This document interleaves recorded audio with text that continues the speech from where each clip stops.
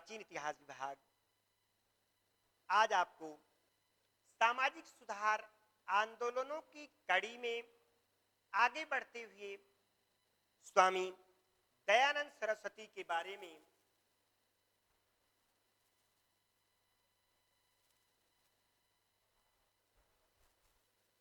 आपको बताएंगे। स्वामी दयानंद सरस्वती की गणना 19वीं शताब्दी के प्रमुख समाज सुधारकों में की जाती है। उनकी विचारधारा राजा राम मोहन राय से अधिक क्रांतिकारी थी। उनका जन्म 1824 ईस्वी में मौरवी राज्य गुजरात के एक कुलीन और प्रतिष्ठित ब्राह्मण परिवार में हुआ था। इनके जन्म का नाम मूल शंकर था।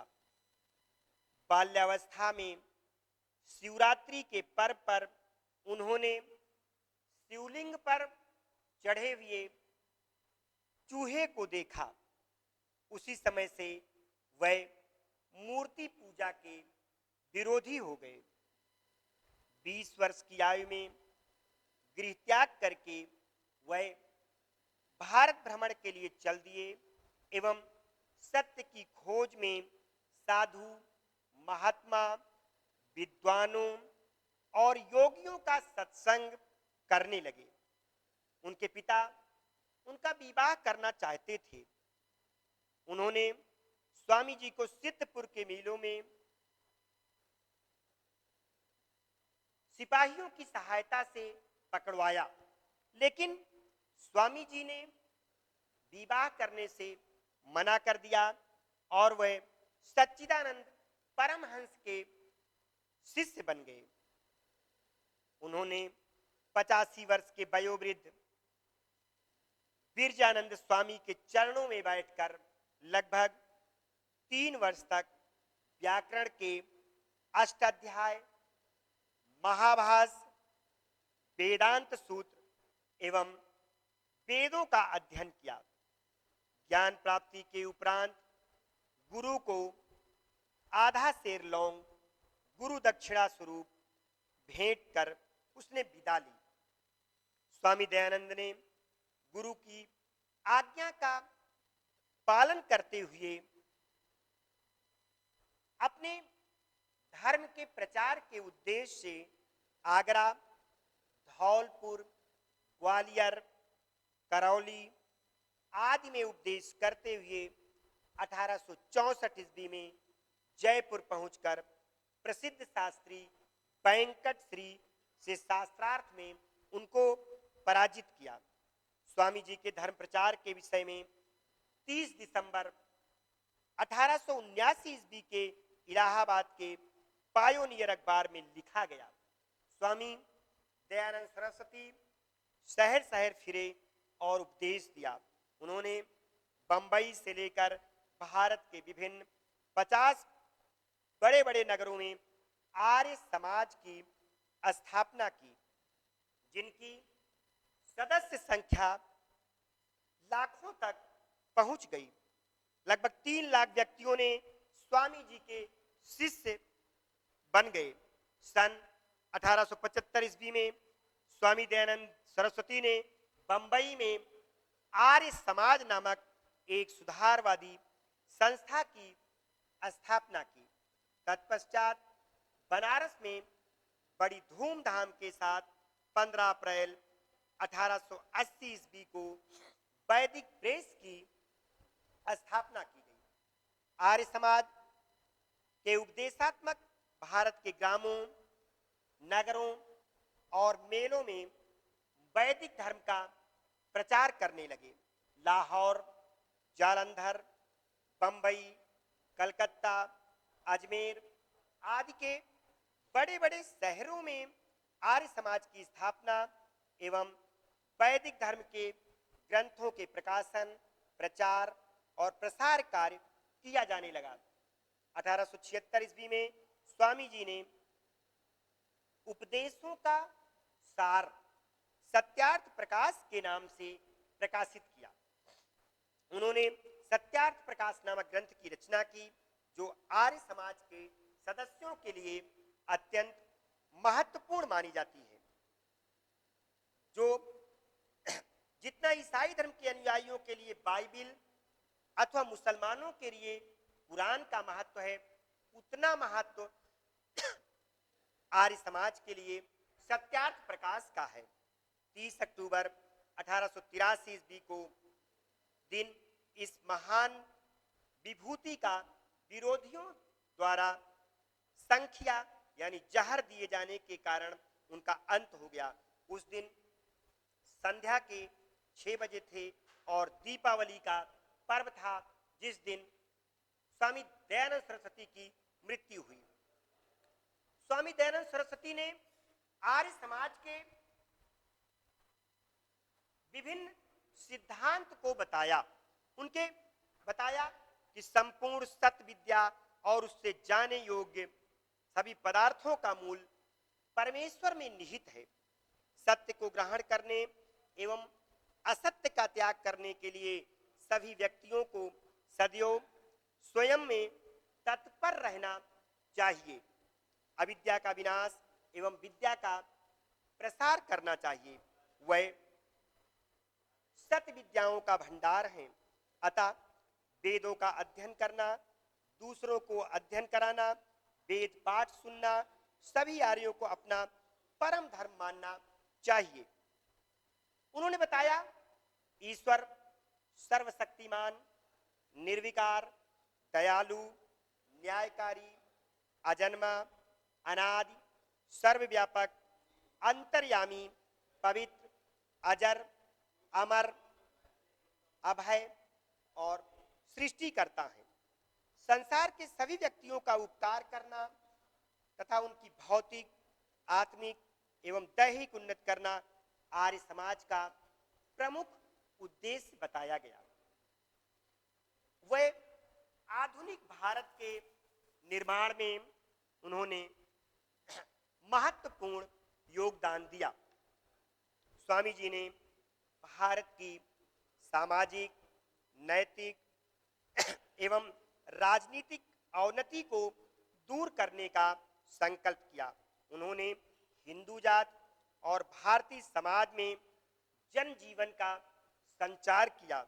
उन्होंने धर्म से पतित हिंदुओं को, जिन्होंने ईसाई धर्म अथवा इस्लाम धर्म स्वीकार कर लिया था, पुनः उनको हिंदू धर्म में दीक्षित कर दिया।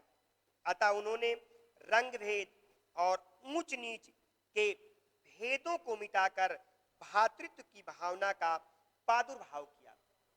1877 ईस्वी में उन्होंने आर्य समाज की स्थापना तथा हिंदू धर्म का प्रचार किया। उन्होंने सत्यार्थ प्रकाश की हिंदी भाषा में रचना की तथा इसके अंतर्गत धार्मिक सिद्धांतों को उन्होंने आधार प्रदान किया। आगे बढ़ते हैं और महात्मा गांधी के असहयोग आंदोलन के विषय में बताना चाहते हैं कि महात्मा गांधी ने भारत में असहयोग आंदोलन का प्रसार क्यों किया? क्योंकि महात्मा गांधी पहले ब्रिटिश शासन के सहयोगी थे। 1920 में राजनीतिक मंच पे उनका अवतरण हुआ। जब राजनीतिक मंच पे उनका अवतरण हुआ, उन्होंने इस आंदोलन को अंग्रेजों के विरुद्ध किया। अंग्रेजों के विरुद्ध उन्होंने असहयोग आंदोलन क्यों किया, ये आपको बताना चाहेंगे। क्योंकि प्रथम विश्व युद्ध और प्रथम विश्व युद्ध में महात्मा गांधी ने अंग्रेजों का पूर्ण सहयोग किया। जब भारतीय सैनिकों को उन्होंने प्रेरणा दी, भारतीय सैनिक अंग्रेजों की तरफ से विश्व युद्ध में भाग लिया। युद्ध में ब्रिटेन की विजय हुई, लेकिन ब्रिटेन की विजय होने के बाद भी अंग्रेजों ने भारतीयों के साथ जो वादा किया था, भारतीयों को जिस कार्य को करने के लिए कहा था, उन्होंने उस कार्य को नहीं किया। दूसरी है शोचनीय आर्थिक स्थिति। युद्ध काल में भारत द्वारा भेजी गई सेनाओं का संपूर्ण व्यय, जो लगभग 1.5 अरब पाउंड से अधिक था, भारत से ही वहन किया गया, जिसके कारण अंग्रेजों ने जब भारत का दोहन किया, आर्थिक दोहन किया, तब भारत की जो स्थिति है, भारत की स्थिति एकदम कंगाल हो गई और भारत की स्थिति भुखमरी के कगार पर आ गई, जिसके चलते महात्मा गांधी को असहयोग आंदोलन करना पड़ा। उसके बाद सरकारी दमन राष्ट्रीय आंदोलन को कुचलने के लिए शासन द्वारा प्रेस अधिनियम और द्रोहात्मक अधिनियम का सहारा लिया गया। बंगाल और पंजाब में इस दमन चक्र का खुलकर प्रयोग किया गया और सरकार के इन दमन कार्यों ने क्रांतिकारियों के संगठन को जन्म दिया, जिसके चलते असहयोग आंदोलन का प्रारंभ हुआ। अब असहयोग आंदोलन के कार्यक्रम क्या हैं? असहयोग आंदोलन के कार्यक्रम में मुख्य बनाया गया कि सरकारी उपाधियां और जो पदवियां हैं उसको समाप्त कर दिया जाए। फिर स्थानीय संस्थाओं को मनोनीत सदस्य अपना अपना पद त्याग दें, न तो सरकारी दरबारों उत्सवों में सम्मिलित हों और न सरकार के स्वागत समारोह में कोई कार्य करें। सरकारी या सरकारी प्राप्त स्कूलों और कॉलेजों का बहिष्कार कर दिया जाए। सरकारी अदालतों का बहिष्कार किया जाए। विदेशी माल का बहिष्कार किया जाए। सैनिक, क्लर्क और मजदूरी पेशा करने वाले लोग मेसोपोटामिया में अपनी सेवाएं अर्पित ना करें। अब आगे बढ़ता है रचनात्मक कार्यक्रम। स्वदेशी माल का उपयोग अधिक से अधिक किया जाए। चरखे, कताई बुनाई का अधिकाधिक प्रचार किया जाए। सरकारी स्कूलों के स्थान पर राष्ट्रीय विद्यालय खोले जाएं। सरकारी अदालतों के स्थान पर जो ग्राम अदालतें हैं अर्थात पंचायतें स्थापित की जाएं। हिंदू मुस्लिम एकता को पक्का किया जाए। छुआछूत को दूर किया जाए। जब इन कार्यों को किया जाएगा तो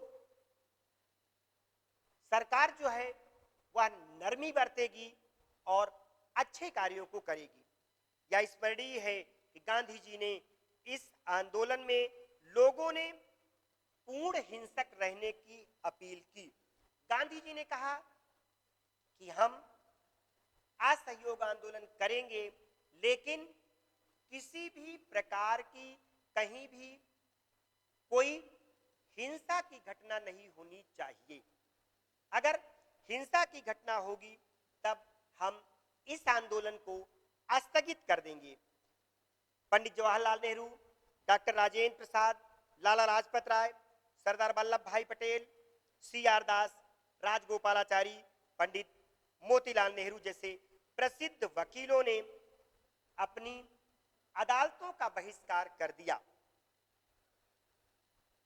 और काशी विद्यापीठ, गुजरात विद्यापीठ, दिल्ली का जामिया मिलिया विश्वविद्यालय, national college Lahore, Bengal national Vidyapeeth आदि सभी ने अपने कार्यों को स्थगित कर दिया। अली बंधियों, डॉक्टर अंसारी, मौलाना अबुल कलाम आजाद जैसे महान राष्ट्रीय मुसलमानों ने भी देश का व्यापक दौरा किया और लोगों को आंदोलन में भाग लेने के लिए प्रेरित किया।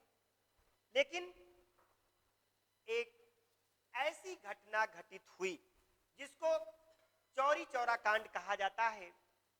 चौरी चौरा कांड की घटना हुई जिसके कारण आंदोलन को स्थगित करना पड़ा। एक सप्ताह का समय पूरा नहीं हुआ था कि उत्तर प्रदेश के गोरखपुर जिले के चौरी चौरा नामक स्थान पर एक दुखद घटना हुई। 5 फरवरी 1920 को कांग्रेस के नेतृत्व में जनता ने एक जुलूस निकाला। इस अवसर पर उत्तेजित भीड़ ने 21 सिपाही और एक सब इंस्पेक्टर को पुलिस चौकी में खदेड़कर पुलिस चौकी में आग लगा दी और सब लोग जलकर मर गए, जिसके कारण हिंसात्मक कार्य की सूचना गांधी जी को मिली और गांधी जी ने असहयोग आंदोलन को स्थगित करने की घोषणा कर दी।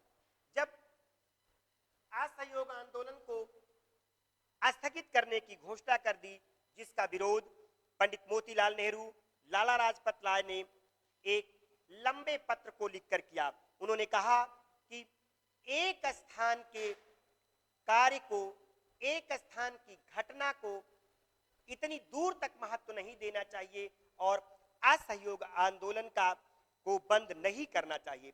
सुभाष चंद्र बोस ने लिखा था उस समय, जबकि जनता का उत्साह बहुत ऊंचा था, पर पीछे हटने का आदेश देना राष्ट्रीय संकट से कुछ कम नहीं था।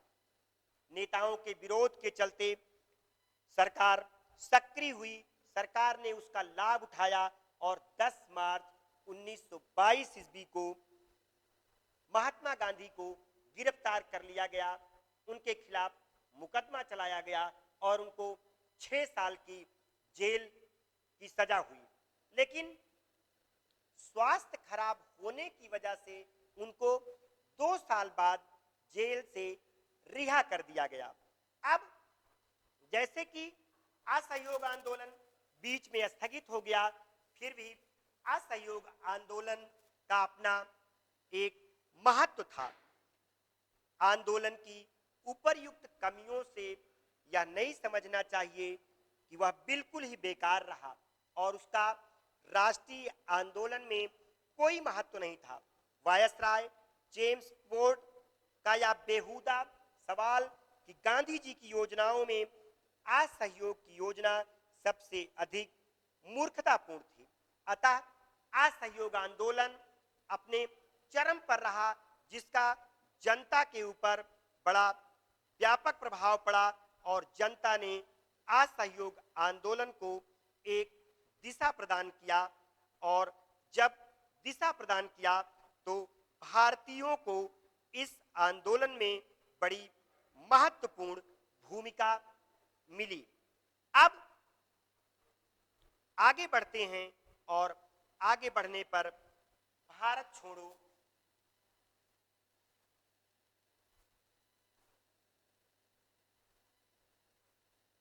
छोड़ो आंदोलन। अब महात्मा गांधी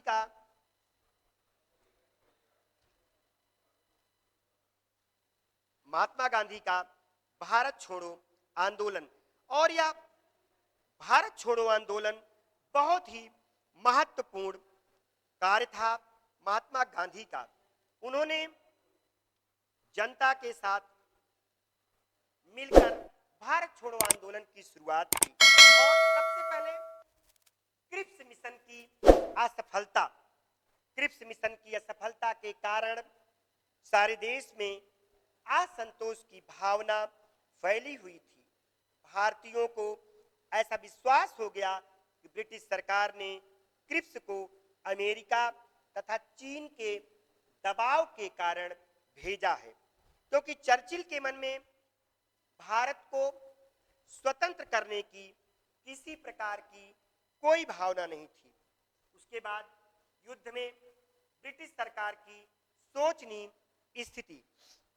युद्ध में ब्रिटिश सरकार जापान का सफलतापूर्वक सामना नहीं कर पा रही थी। भारतीयों को विश्वास हो गया कि ब्रिटेन भारत की रक्षा नहीं कर पाएगी और भारत पर मलाया, सिंगापुर, बर्मा आदि देशों का अधिकार हो जाएगा। पंडित नेहरू ने कहा, युद्ध ने भारत को स्वतंत्रता प्राप्त करने का एक अवसर प्रदान किया। हमें केवल वचन पर निर्भर रहकर इस कार्य को खोना नहीं चाहिए।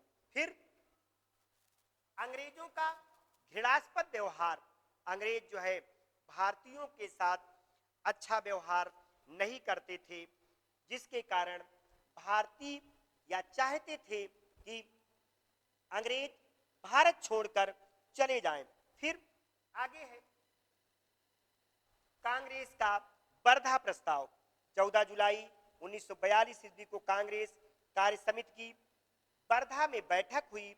इस बैठक में गांधी जी के विचारों का समर्थन किया गया कि भारत को अंग्रेज छोड़कर चले जाएं। फिर भारत छोड़ो आंदोलन का प्रस्ताव 7 अप्रैल 1942 ईस्वी को बंबई में कांग्रेस का अधिवेशन प्रारंभ हुआ। 8 अगस्त को भारत छोड़ो आंदोलन प्रस्ताव पारित किया गया। अधिक वाद विवाद के उपरांत यह प्रस्ताव पारित हुआ। इस प्रस्ताव का पारित होना ही 1942 के प्रसिद्ध भारत छोड़ो आंदोलन के लिए एक महत्वपूर्ण कारण सिद्ध हुआ। भारत से ब्रिटेन शासन की शीघ्र अंत होना चाहिए। भारत में भारतीयों का राज्य होना चाहिए। यदि ब्रिटिश सरकार स्वतंत्रता की मांग को स्वीकार न करे तो अहिंसात्मक प्रणाली से अधिक विशाल पैमाने पर एक ऐसा आंदोलन प्रारंभ किया जाए जो अंत में भारत को स्वतंत्रता प्राप्ति के लिए प्रेरित करे। महात्मा गांधी ने कांग्रेस महासमिति की बैठक में निम्नलिखित बातों को बताया। उन्होंने कहा, यह संघर्ष करो या मरो। भारत छोड़ो आंदोलन में उन्होंने नारा दिया, करो या मरो का। यह स्वाधीनता का अंतिम आंदोलन था। यह खुला था, अहिंसात्मक आंदोलन था। क्रांति का विस्फोट हुआ। यह क्रांति भारत छोड़ो आंदोलन शीघ्र ही प्रारंभ नहीं होनी थी, या थोड़े दिन बाद प्रारंभ होनी थी, लेकिन 9 अगस्त को ही सरकार ने कांग्रेस कार्यकारिणी के सदस्यों को गिरफ्तार कर लिया। अन्य नेताओं को जेल में डाल दिया। नेताओं को बंदी बना लिए जाने से लोगों के मन में बड़ा रोष हुआ और लोगों ने पुलिस, भीड़ और फौज के साथ खुली लड़ाइयां प्रारंभ कर दी। अब क्रांति हुई, लेकिन क्रांति में असफलता प्राप्त हुई। क्रांति की असफलता के कारण है क्रांति के संगठन और आयोजन की कमियां। तो क्रांति में जो आयोजन था, उसके संगठन था, उसके आयोजन और संगठन में बहुत कमियां थी। अलग अलग विचारधाराएं थी। उन अलग अलग विचारधाराओं के चलते यह आंदोलन सफल न हो पाया। दूसरा है सरकारी सेवाओं के जो सरकार के प्रति उन्होंने वफादारी दिखाई। बहुत से लोगों ने आंदोलन के पक्ष में रहे, लेकिन बहुत से लोग सरकार के पक्ष में रहे। उन्होंने सरकार का साथ दिया, जिसके कारण यह आंदोलन असफल रहा।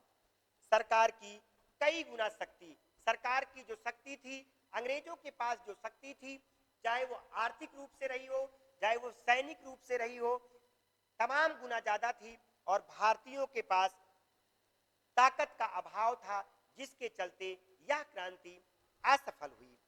इस आंदोलन की कई आधारों पर आलोचना की जाती थी। आंदोलन असफल रहा।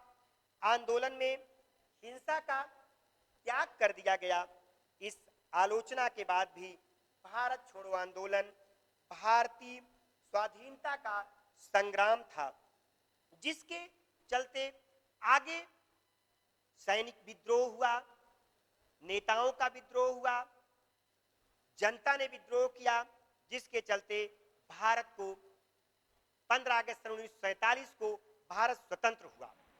तो आज हमने आपको स्वामी दयानंद सरस्वती के बारे में बताया, असहयोग आंदोलन के बारे में बताया, भारत छोड़ो आंदोलन के बारे में बताया। यह वीडियो आपको अच्छा लगा हो तो आप लाइक करिए, शेयर करिए।